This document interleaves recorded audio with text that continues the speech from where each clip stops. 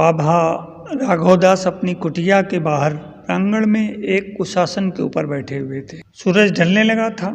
सूर्य की आरक्त किरणें बाबा के शुभ्र श्वेत चेहरे को आरक्त कर रही थीं।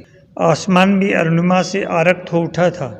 इन रक्तिम आभाओं से बादल लालिमा युक्त हो घुमड़ रहे थे। कुटिया के पास कलकल बहती नदी की धारा में ये रक्तवर्ण किरणें घुल घुल कर उसे भी अपने रंग में परिवर्तित कर रही थी। मंद मंद हवा बह रही थी। इस हवा का स्पर्श पाकर बाबा की श्वेत दाढ़ी लहरा रही थी। वे श्वेत धोती पहने हुए थे और उनके कंधों पर हल्के पीले रंग का उत्तरीय था। उनकी आंखें आसमान में घुमड़ते रक्तिम बादलों को भेद कर पता नहीं किसे तलाश रही थी। दृष्टि स्थिर थी। चेहरे से अद्भुत आत्मीयता का रस टपक रहा था। उनका प्रदीर्घ मौन भी अपनत्व से भरे शब्दों से अधिक मुखर था। उनके पास बैठे उनके शिष्य एवं आश्रमवासी उस आत्मीयता के सुमधुर आस्वाद की अनुभूति कर रहे थे। बाबा कुछ कहते कहते मौन हो गए थे। अक्सर वे अपनी बात पूरी करने से पहले ऐसे ही शांतों में स्थिर हो जाते थे। वे निःशब्द हो जाते थे और उनकी दृष्टि कहीं भी टिक जाती थी। आज उनकी भेदक दृष्टि आसमान को भेद रही थी। मौन से उतरने के बाद वे अपनी अधूरी बातों को आगे बढ़ाते थे। वे भूलते नहीं थे। उनकी स्मृति अत्यंत प्रखर एवं प्रकट थी। इसलिए उनके शिष्य उनके मौन में किसी प्रकार का कोई व्यवधान नहीं डालते थे, क्योंकि उनको पता था कि बाबा अपनी अधूरी बातों को पूरी बताएंगे। बाबा के शांतों में स्थिर अधरों पर मुस्कुराहट की एक स्मित रेखा तैरने लगी। धीरे धीरे मधुर मुस्कुराहट ने उनके चेहरे को आवृत कर लिया।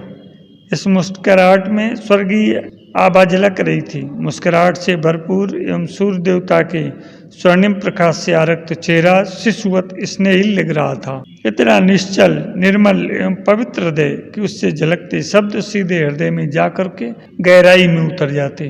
बाबा ने प्रकरण ही ऐसा छेड़ा था कि सबकी जिज्ञासा अपने चरम पर थी। समाधान पाने को बाबा कह रहे थे।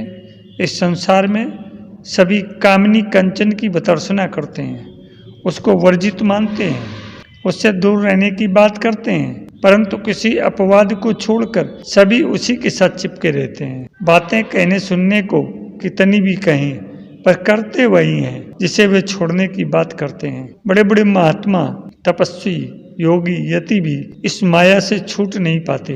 बाबा कह रहे थे और शांत होकर सभी उनके भावपूर्ण शब्दों का आस्वादन कर रहे थे। आश्रम में इतनी शांति थी कि बाबा बोलते बोलते थोड़ा ठहर जाते थे तो चिड़ियों की चहचहाहट, पत्तों की खड़खड़ाहट एवं बहती धारा की आवाज साफ सुनाई देती थी। बाबा के बोल इतने मीठे थे कि जब बीच बीच में गाँव के गीत के बोल गाते थे तो उनके साथ सभी झूमने लगते थे। वे आगे बोले, माया के इस बहुरंगी संसार से भला कौन बच पाता है। स्त्री का सौंदर्य सबको रिझाता है, धन का वैभव सबको आकर्षित करता है, भोग भोगने को सभी आतुर हैं, सुख की चाहत में सभी दौड़ रहे हैं। जो सुख मिलता है उससे और भी अधिक सुख पाने की तलाश में सभी जुटे हुए हैं, परंतु सुख है कि पारे की तरह फिसल जाता है, बिजली की चमक की तरह चमक कर खो जाता है। अंत में मिलता कुछ नहीं, बचता कुछ नहीं है। यह सब जानते हुए भी सभी उसके पीछे अपनी पूरी सामर्थ्य झोंकते हुए दौड़े चले आ रहे हैं। बाबा, दुख क्यों होता है और दुख से व्यक्ति इतना हताश निराश क्यों हो जाता है? एक शिष्य ने बाबा से ये प्रश्न किया। बाबा पूर्ववत उसी भावधारा में बोले, वश्य, जब किसी वस्तु या व्यक्ति को पाने की कामना प्रगाढ़ हो जाती है तो उसके मिलने से जो खुशी होती है उसके खो जाने से उससे भी अधिक दुख होता है, और यह जब हमारी सहनशीलता को पार कर जाता है तो भारी हताशा एवं निराशा का सामना करना पड़ता है। वत्स, सुख एवं दुख दोनों ही माया की लहरें हैं। ज्ञानी जन इन लहरों को पहचानते हैं, समझते हैं एवं उसके अनुरूप व्यवहार करते हैं, क्योंकि वे जानते हैं कि यह संसार ही माया है, ये वास्तविक नहीं है। यह तो केवल बहुरंगी माया का फैला हुआ प्रपंच है।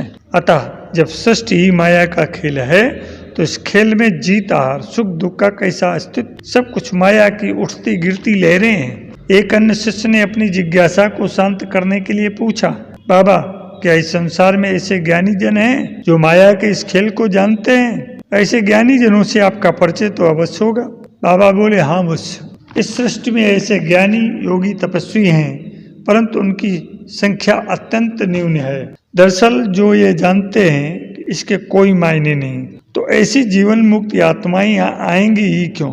वे आती हैं तो स्वेच्छा से, उन पर किसी का वश नहीं होता, वे अपनी ही मर्जी की मालिक होती हैं। वे आती हैं, टहलती हैं, किसी दुखी का व्यक्तिगत दुख दूर करती हैं, धरती को जीवन संकट से बचा भी लेती हैं और आनंद मनाकर चल देती हैं। वे इस निस्सार संसार में किसी को 2 पल खुशी देना ही सार समझती। बाबा ने आगे कहा, इस संसार में भगवत अर्पित जीवन जीने वाले या भगवान को पुकारते हुए जीने वाले महाजन नहीं के बराबर हैं। ये महाजन ऋषिमंडल के सदस्य होते हैं, जो देवमंडल से ऊपर अवस्थित होते हैं।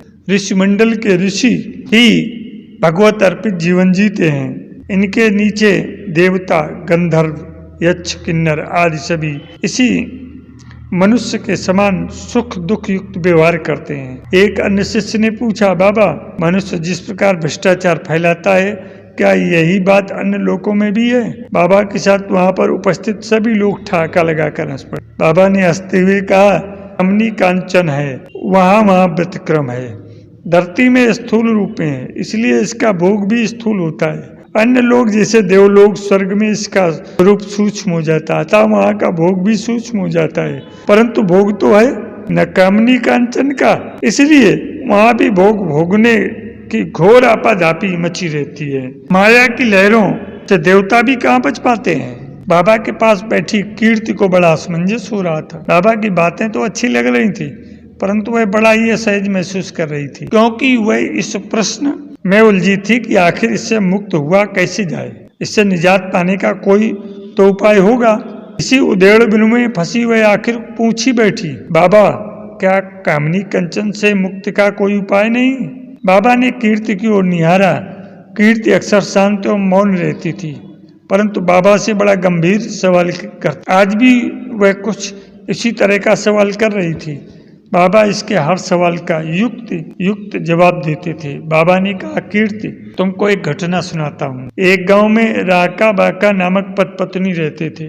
उनकी पारिवारिक स्थिति ठीक नहीं थी। धनाभाव के कारण दोनों कितने दिनों तक जल पीकर गुजारा कर लेते थे। वे सुख दुख में संभाव रहकर भगवान की भक्ति करते थे।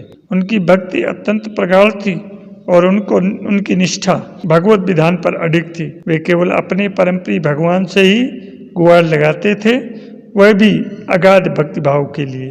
भगवान उनकी मनोकामना पूरी करने के लिए सदा तत्पर रहते थे, परंतु वे कुछ मांगते नहीं थे। कीर्ति बीच में ही बोल पड़ी, बाबा वे दोनों इंसान से तो कुछ मांगते नहीं थे, परंतु भगवान से तो अपनी कष्ट कठिनाइयों के लिए कह सकते थे। बाबा बोले, बिटिया मन में कामना तो ही कोई किसी से कुछ मांगता है। यदि मन में किसी प्रकार की कोई इच्छा ही न हो तो भला किससे मांगे? क्या मांगे? भक्ति हो तो लोभ नहीं रहता है और प्रेम की पराकाष्ठा में वासना रूपांतरित हो जाती है। लोभ हो तो द्रव्य की लालसा होती है और वासना हो तो मनकामनी की कल्पना करता है। दोनों न हो तो मांग कैसी? राका बाका में प्रेम और भक्ति दोनों ही घनीभूत थे।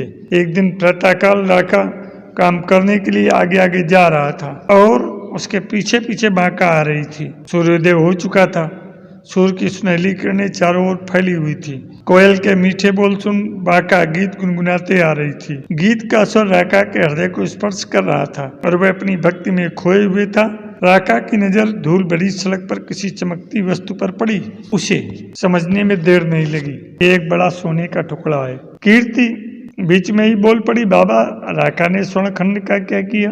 बाबा धैर्यपूर्वक बोले, वही तो बताने जा रहा हूँ। राका उस स्वर्ण खंड को उसी स्थान पर एक गड्ढा खोदकर मिट्टी से दबाने लगा ताकि बाका के मन में उसके प्रति किसी प्रकार की कोई लहर न उठे।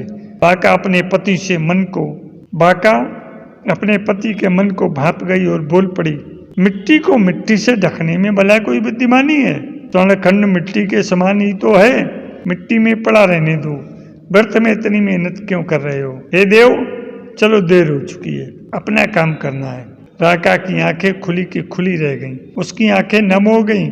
विकार रहित अंतर में प्रभु बसते हैं और प्रभु की पुकार से मन विकार रहित होने लगता है। प्रबल एवं सबल भक्ति से राका बाका का चित्त धुल गया था। कीर्ति ने पूछा, क्या परिष्कृत चित्त ही कामनी कंचन दोष से मुक्त होता है? हाँ, ठीक कहती हो। बाबा ने कहा। वे आगे बोले, चित्त जैसे जैसे स्वच्छ एवं साफ होने लगता है, उसके संस्कार एवं भोग गिरने लगते हैं। संस्कार एवं भोग के रहने तक संसार है, और संसार में काम, क्रोध, लोभ, मोह लगा हुआ है। सदियों से इसकी वर्जना की बात की जा रही है, तो कोई इनसे मुक्त नहीं हो सका है। व्यक्तिगत रूप में कुछ लोगों ने अवश्य सफलता पाई है, और सामूहिक रूप से ऐसी किसी सफलता की बात प्रकाश में नहीं आई है। बाबा ने आगे फिर कहा, बस भगवान ने मेरी नियुक्ति ही इसलिए की है। मेरा काम स्थूल में है ही नहीं, सारा काम सूक्ष्म में है। सूक्ष्म में तो केवल इसे घटता हुआ देखा जा सकता है। धरती का भाग्य और भविष्य मेरे भाग्य और भविष्य से जुड़ा हुआ है।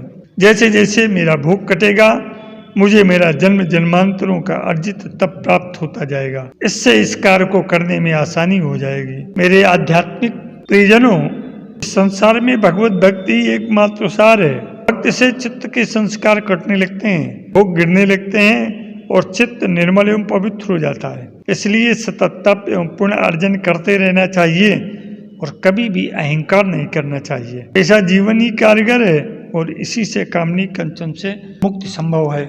मेरे अध्यात्म प्रेमी जिज्ञासु मित्रों, ये प्रस्तुत संस्कार कटें, भोग गिरें तो चित्त हो पावन। चित्त की पावनता हमारे संस्कारों के और भोगों के ऊपर निर्भर करती है। जितने हमारे संस्कार पवित्र, पावन, निर्मल और हमारा जीवन भोग रहित होगा, वासना रहित होगा, दुर्गुणों से रहित होगा, उतना ही चित्त पवित्र और पावन हो जाएगा।